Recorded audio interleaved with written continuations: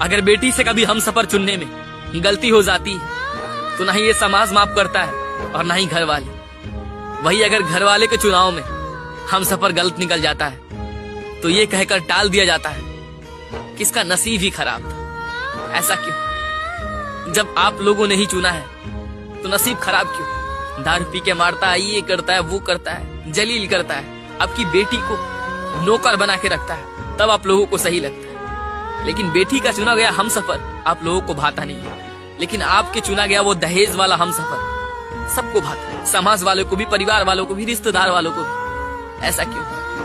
एक बेटी को उनके ना जानने वाले जो एक दिन में रिश्ता बनता है उसके साथ विदा कर दिया जाता है, और जो हम सफर जो चुनती है उसको सालों से जानती है उसको रफा दफा कर दिया जाता है। रिश्ता बचाने के लिए रिश्ता बनाना पड़ता है।